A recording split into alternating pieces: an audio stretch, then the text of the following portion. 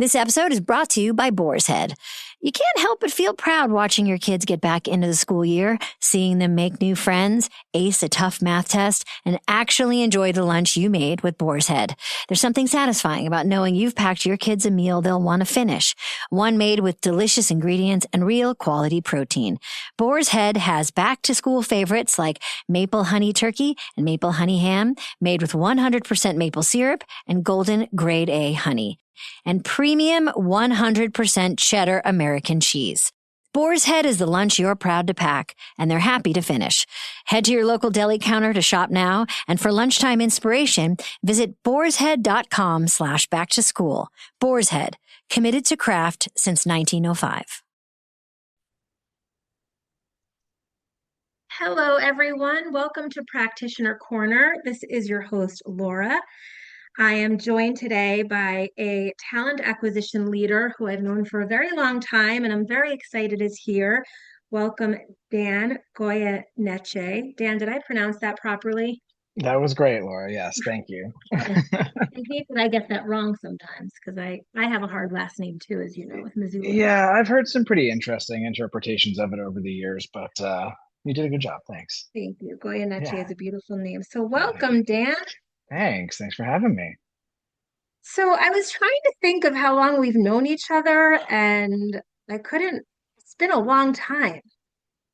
Oh, yeah. I mean, I want to say maybe 10 years, but probably a little bit less than that.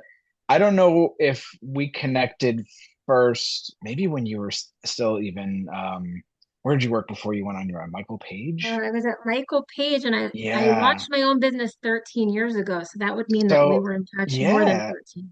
It might have been around that time. And, you also took off a lot on LinkedIn. So I don't know if I started following you first or if we had just interacted because like we're local and we're in the same space. Yeah. But it's been a while. And I know that over the years we've done a pretty good job of staying in touch, even if it's just liking and commenting a post here and there. But I know that we do try to interact, maybe not like this, but like on a call or something, No, we or do. webinars or something, fairly Yeah. regularly. And that's you're one of a few people in my network that I've been able to maintain a long-term relationship, mostly digitally.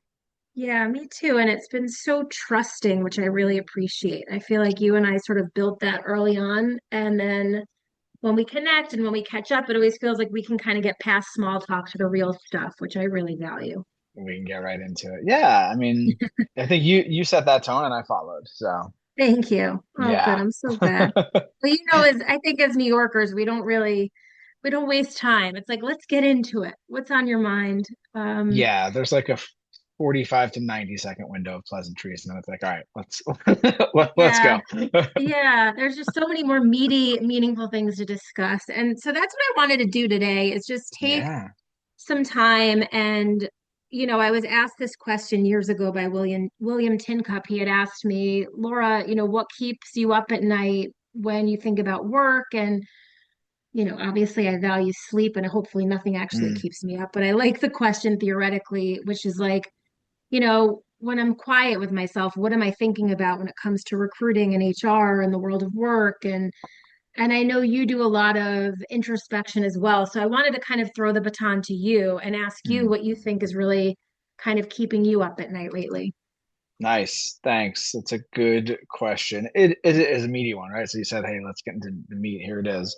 Um, I mean, what keeps me up is like caffeine and like just like general anxiety, right? But like when I think about work, the field of TA, um, it's the shortest way to put it is just the rate and amount of change. And I hate to use the word disruption because it's so just like, ugh, you know, but Yeah, but the amount it's of how I feel change, about strategic. It's like we need to say yeah, it, but it's sort eh, of vague. Yeah. put it up on the blacklist of bad words, like do not use. But no, Mm-hmm. I don't know. But there's so much subtext underneath that. I think what drives at least the general sort of like worry and anxiety for folks like me or like you. Like I spend an unhealthy amount of time on LinkedIn, and I feel like everyone everywhere is solving every problem. They've made bots that can automate every aspect of their life, and they do one intake call, and then they have an AI bot that's gonna do the transcript. It's gonna generate interview questions. It's going to make scorecards. It's going to draft your candidate outreach. And then while you were asleep, it sourced 55 candidates that are all battle ready and it made a website as well that a candidate can go and view. And I'm like, oh my God, like I'm still trying to just get through like Claude Cowork 101 and like fine tuning, like, Yeah. how I can prompt and how to get like artifacts out that don't look horrible or sound like just garbage recycled AI slop. And so like that's the most immediate thing. But if you zoom out even over the past 3 to 5 years, the roller coasters that we've been on as a profession have just been completely out of control. Like going back to like COVID and Great Resignation and whatever the hell we want to call what happened after that. And it just feels like every, I don't know, 12 to 15 months, there's just like some new existential threat to our profession that as a leader in the space and as somebody who cares about continuing to like hone their craft and stay in touch and plugged in, it is exhausting to stay Yeah. on top of all of that. And so it's no wonder that like so many people have decided to leave the profession over the years, or they've burnt out, or they've started fractional consulting practices like me. Um, and just looking for a way, maybe like off the ride for a little bit to just Yeah. chill and catch our breaths. I know that was a lot, but No, I hear you. That was very articulate and I know exactly what you mean. I think we need to kind of unpack it a little bit more because there's just so much coming up for me with what you're saying. I think mm, one, let's just make space to everybody listening who's feeling that fatigue and that roller coaster. I couldn't agree more. I think, someone said to me the other day, "Oh my gosh, you started your business in 2013. Was that a difficult market?" And I was like, "No, I would have never no. started a business in a difficult market." Like, it didn't even occur to me that there would be slow turn because Mm, obviously I had worked through 2008 and same. 2009. I know you did as Mm, well.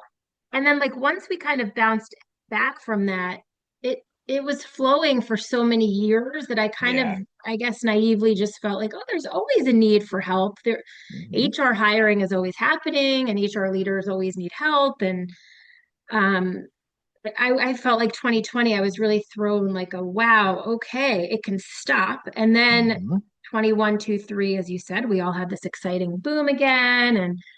And then 24, 25 just stopped again. And we're kind of coming out of it now, but it's so slow and sticky, Hmm. isn't it? Just doesn't feel like a real boom yet. There's a bit of whiplash and there's justified, what's the word, like trepidation, right? Yeah, Like yeah, I see it. I keep an eye on the job market. I get job alerts every day. I like, again spend an unhealthy amount of time on LinkedIn. I see the job changes. I see who's hiring. It does seem like we're coming out of it, but I think both on the company and the candidate side, there's this cautiousness, right? Of like, yeah, if I'm a company, I see jobs open for 6 months, reposted several times. yeah, So clearly there's something going on there with the yeah, company not wanting to pull the trigger.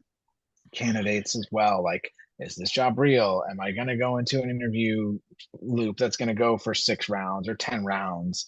Um, and there's this weird dance, and then there's the AI thing on top of it, which like I frankly don't want to get into too much today, but like there's that on top of it. So it just seems like a like Spider-Man meme. Like everybody's just like pointing the finger at each other and no one's actually doing anything. Although the jobs yeah, seem like they are there and it seems like people are getting hired, it's not anywhere near the extremes we saw on either end with the kind of super in demand era of like, was it 2021 maybe 20, yeah, like, yeah, second half of 2020 through second half of 2021. So that was like peak demand for TA, and then it was like the total opposite in 23 and 24, which was like total ghost town yeah, tumbleweeds of no jobs available. So we're kind of somewhere in the middle and teetering, but everybody still just seems really, really cautious to pull the trigger or to yeah, expand or to people to leave a current role. I don't know, there's just general caution exists, I think, everywhere in the market right now. right. I think it's so odd that we don't really have any laws against is this job real, to your point. Like it's sort of, I don't know, I think that there are organizations who understandably want to shop for candidates and want a pipeline and but I wish they would say that. And there was a while where you would see that in an ad, right? Like we're just really hoping to pipeline great TA talent or Yeah. whatever talent they were looking for. And I thought that was so classy to be that transparent. I haven't Mhm. seen that in a while. And then to your Yes. point, I see things that are kind of open and then reopen and reopen again. And I'm always wondering, oh, did they just pay for 90 days worth of advertising and they haven't actually gone in there and taken it down? Or, and it's just odd that there's no real like regulation around that. I feel like I don't know if it was in Canada, maybe in Ontario or somewhere in EMEA, efforts to try and limit ghost jobs, which is great, but like good luck trying to police that. Yeah, I don't know how you're gonna do it, but and then on the pipelining and the like being candid about it, like yeah, I mean that's a tactic. We've been using that for 20 years in the profession of using pipeline recs and things like that and trying to be open about it. But I think right now teams are still lean. Teams are yeah, being asked to do a lot. So if somebody is like pipelining right now, like they should probably be doing other stuff with their time, I think. I agree. Like No, I know. there's probably a lot of stuff broken internally they can be looking to fix, or they could be tinkering with AI tools to try and make things better, or they can brush up on their business acumen or flex some other talent partner muscles, right? Like those are the things that like as a leader, you're like, man, I wish my team had free time to kind of learn some of that stuff Yeah. or to invest in training and things like that. But I don't know. I don't know that that's happening either right now. Okay, so when you gave me your initial answer of what keeps you up at night, I Oh wrote yeah. down, because you know I'm an old school note taker. I like jotting things down when I listen. And Mhm. I heard you say that you feel like people are trying to solve every problem and it's just a lot, like a lot of disruption, a lot of change. Do you want to say more about like what you mean by that or what you're noticing? And again, I agree with you that we're a little played out of the AI conversation, but if you mean some of that, that's fine. I just want to make sure I'm clear. Yeah. Okay. I'm gonna try to organize my thoughts around this a little bit because I don't want to speak in generalities, but maybe it is just the clickbaity self-promotive, is that right? Yeah, Nature. that's fun. Self-promoting. Self-promotive is a good one. I don't know that Self-promoting. exists. Yeah. Yeah, thanks. Self-promoting nature of LinkedIn, but I feel like every person there is like, I've solved it and I've built all these things. And it's Yeah. like, wow, that is overwhelming. And you can't help but feel behind if you're not doing all those things. Okay. I Um, see what you're saying. Yep. and so I'm trying to ground myself a little bit. And so having like real conversations like this with real people who are in doing the Yes. work is very grounding because like I spoke to somebody who works at a large bank and they're like AI like okay, like we're still on year 2 of a workday implementation and like yeah they bought Paradox but like maybe our call centers can start to use that next year and I'm like oh all right, well now I guess I don't feel so Yes. bad that I don't have an army of bots doing the work of 5 to 10 recruiters and sourcers here, which some people on Yeah. LinkedIn would have you to believe. Um, so like that, I think is just it's just pummeling a lot of us in the face, and it's extremely overwhelming. So let's just go Um, slow at this point because I think this is really smart and nobody's really talking about this. So if we're the first ones to really get into it, then I'm thrilled Bully so for that us. people Yeah. feel less and less alone here. But um, the self-promoting nature of people in talent acquisition versus the reality is major. And so thank you for bringing that up. I Yeah. think that, you know, I'm concerned also by the lack of humility in TA. And yet I think it's out of insecurity, right? I don't think it's Mm, actual like confidence. I think that probably everybody is feeling a little scrambled and like they need to be performing perfectly. And to your point, there's pressure in kind of a crappier job market to like retain your job and retain your value and to feel mm, important. And so people are being a little arrogant, even though I think it's really just masking insecurity a lot of the time. And so if we could just be honest about what we're nervous about and insecure about and afraid of, like all those masks would come off and mm. it would be so much better for our community. That is lovely and beautiful, and I agree. And thankfully, it happens a bit, in small doses. And I think what you're trying to do here with conversations like this will hopefully take off and make that a more common thing. But like, think about the people who are in HR and talent acquisition. We are all people pleasers. We are all eager to be accepted and valued. We're still talking about seat at the table. That's in a Yeah, Sherm book from like 1996, probably, right. So like we're that is still hard coded in our profession and in the people who continue to choose this Yes. as But a the part profession. that's concerning, like the part that confuses me is that it like presents as Mm, insecurity. So or yes. it presents as arrogance. I don't know how to describe it. I'm trying to think of an Hmm. example. Like lately, well, you know that in addition to HR search, I also coach and train if hiring Yeah. managers need help with recruiting. And so I've had a lot of executives say to me, our internal recruiting team really could use some up leveling. I think, we haven't really partnered with them as strategic advisors and we need them to get to that place. Okay, great. So they'll put me in touch with the head of TA. And unfortunately, more often than not, the head of TA will be defensive and say to me, I know how to do that. I don't need help with that. Like, okay, Mm, I think we might all need help with that. It's ultimately mm, transitioning to your point, Dan, from historical conditioning we've had as a profession to be yeah. the yes person and yes, Mr. Client and yes, Mr. Hiring Manager to now wanting to be really perceived as an expert, as a partner, as a guide, as an advisor. And that is a transition. But there's almost this defensiveness or this resistance to it that's like confident people don't have that wall. So Hmm. it's like I'm like, oh, I think this is so tricky because how can you train and develop a population that's really feeling so insecure, but then presenting as defensive? It's so hard. I know It's you get really what I'm hard. saying, so we can I do, and it's like, but it's so complicated to like unpack that and dig into that. It's so many different layers and levels of whatever you want to call it, guardedness, trauma, like Yeah, whatever, right? I know. Depending on the person, the environment, their history, their backstory.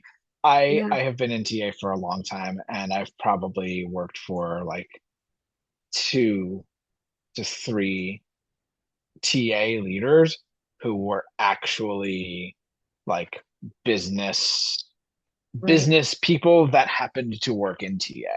You know, like Yeah. that's the new sort of, and maybe not expectation, but I think that's sort of the like North The Star is goal. like yeah, Yes. is like be don't look at me as a TA professional, look at me as a business or an operations professional that happens to work in TA or HR because I understand sales and revenue cycles, because I understand product life cycles, because I understand your CSAT scores and what it takes to get there. Like that's where you want to go. And so back to your point about a TA leader being guarded and not wanting to admit that they need to train their people, like, well, that's supposed to be our job, partially, right? Yeah. To train our folks on that, to give them the exposure to the business so that they actually know what they're talking about, to provide the coaching, to provide the training.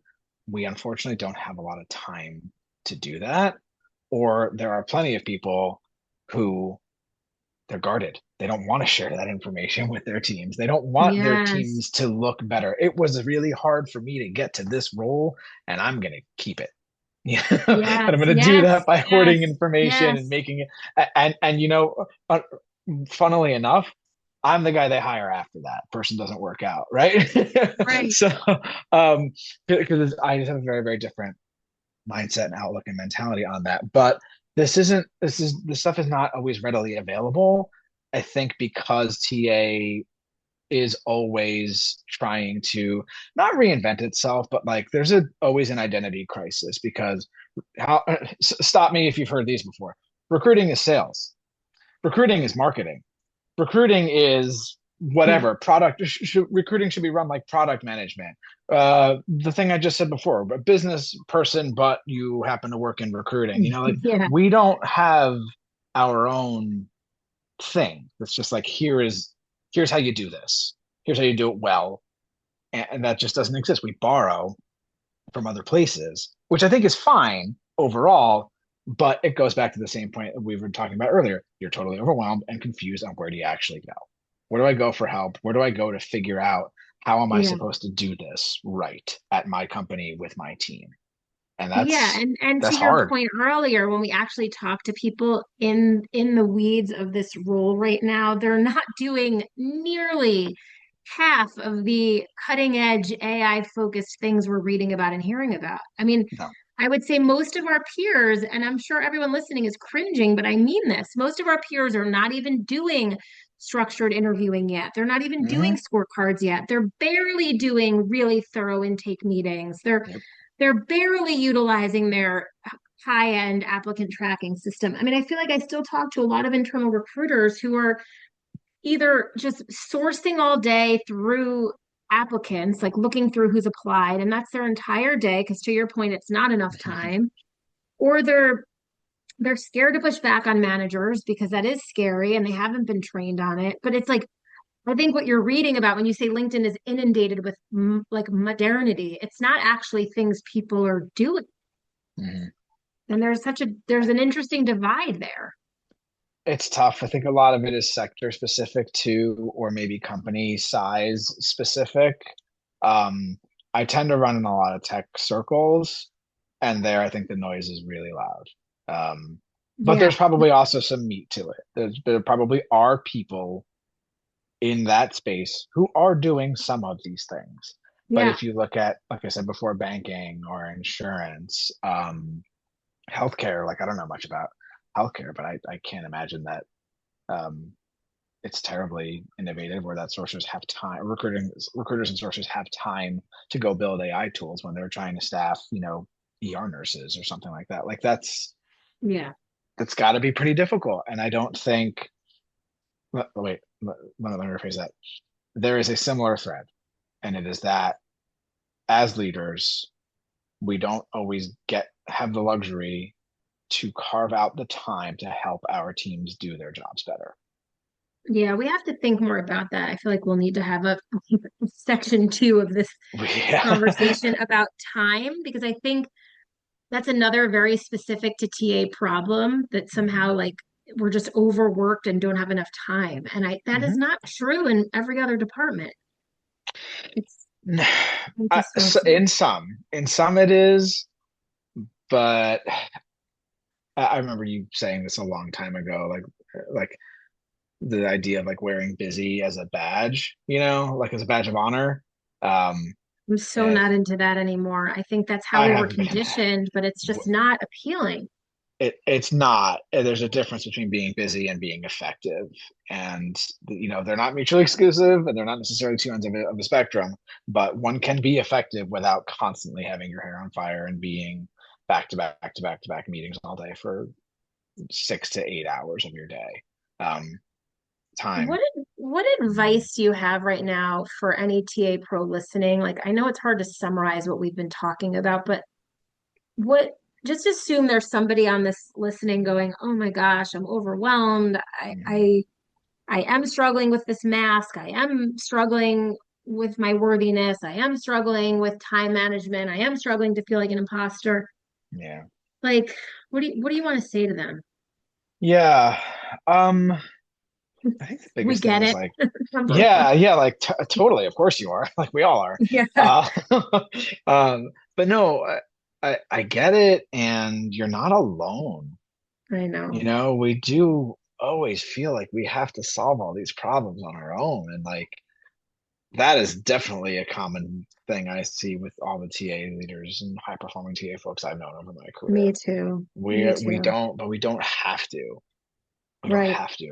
There are spaces and places for us. You got to Yeah. find them, and it's not LinkedIn. I'm sorry, No, I know. because I know. that's just gonna make you feel so much worse. But like there are communities out there. There are Slack communities. There are in real life, in-person networking events. There are conferences, although be wary of that. But like we're out here, right? Us Yeah. TA folks, we're out Yeah. here. We're all going through a lot of the same stuff. There's a lot of power in community and in just like hearing other people and not even bouncing ideas off of, like, no one who's listening to this has to like reach out and be like, I want to bounce an idea off of you, but like just like showing up here and listening to this and hearing other people talk about what they're dealing with, like that's just like so validating all the time, Yeah, you it know? is. It- It yeah, is. And you're reminding me that, receiving help and receiving support is such a skill. Like I would want to say that to anybody listening, like receiving is a skill.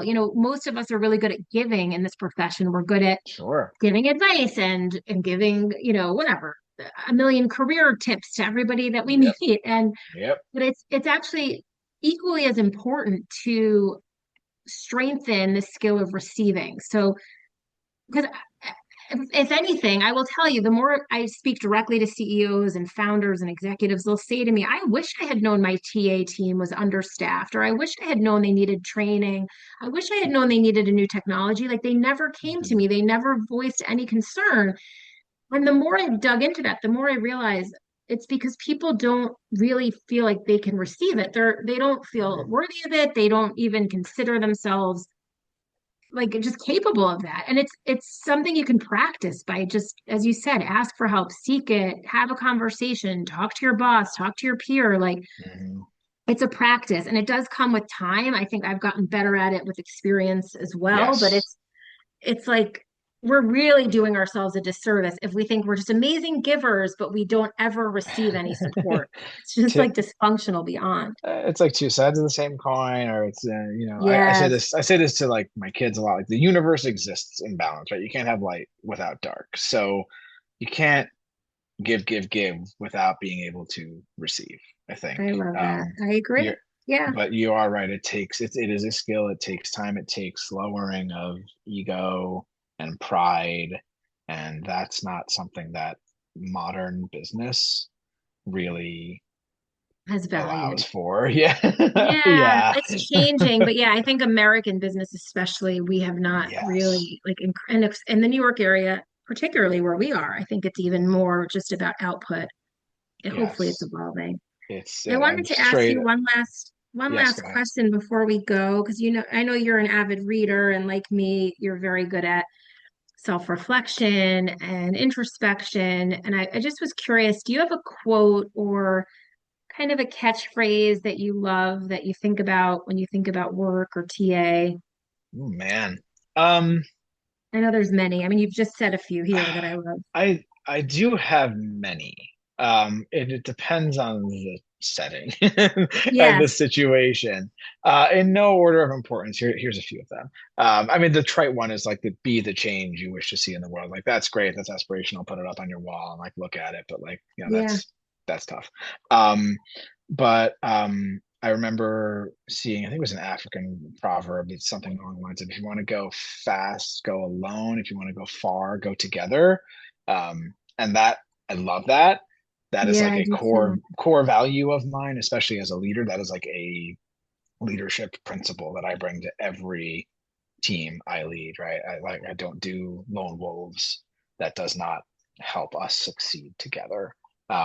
So I'll stop with that one because I probably got about That five I more I love can that. start to rattle off, but yeah. Oh, yeah, I love that. I think, and it's such a great point about what we've talked about here, that even, those of us who do work alone or in smaller teams, like it's the power of community that you always know there's a together, that there are people you can turn to, there are people that can advise you and guide you and inspire you. And it's really very important. And I think you nailed it when you said, like, unfortunately, it requires your ego getting checked. And that's why I'm saying to you, it's funny, the two sides of the same coin. I think it's what I was saying earlier about insecurity versus arrogance. Like, Mhm. you don't actually think overall the TA space is just filled with arrogant people, but I do think we probably have quite a few insecure people who are presenting as arrogant. And I think if we can just remember to be in it together and to let ourselves receive support, a lot of that will start going away. I hope so. It happens in smaller doses. It happens in one-to-one interactions, or if you're lucky enough to work in an organization that creates an environment like that, yes, that is Yeah. great. It is still the exception. And we can't keep unfortunately. blaming executives for it. Like when people are like, oh, my CEO will say no. I'm like, well, ask first, you don't know. Yes, that takes Um, time. Again, we're all people pleasers, right? So yeah. How do we bucking, dismantle people pleasing as a just profession? It's going to take just an immense amount of self-reflection. it's going to take a long time and new generations of, Yes. people, getting into the field and getting into positions of leadership and, Well, now that we're broader being cultural seen as change. partners too, it's like that has helped me a lot personally when it's like, well, your client, your hiring manager isn't somebody you have to quote serve or please. Right. There's somebody that ideally is your buddy, your partner, that you're in it as a team. We didn't even have time to get into today, but like hiring manager satisfaction, like if you look at that metric, it's like that's just creating people pleasing. It's not healthy. That's one of two or three topics we didn't get into today that we could easily devote another 30 plus minutes on. You're right. Easily. If anybody listening wants us to get into anything else, please comment and we will Dan and Laura, certainly part do another. two. Yeah, Dan and Laura part two. I'll Thanks for happily. joining Yeah. today, Dan. It's always Yeah. great chatting with you. Yeah. Awesome. Thank you so much for having me. This was fun. And I feel like conversations like this are always a little cathartic, just Good. to just to Yes, get some of this stuff as out they into the should world. be. But Yes, I good. appreciate you thinking of me and for asking me to come on. I hope someone found at least a nugget of it helpful, and I appreciate what you guys are doing here with this podcast. So keep it up. Thank you. Okay, we'll see you soon, everyone. Have a great day. Talk to you soon.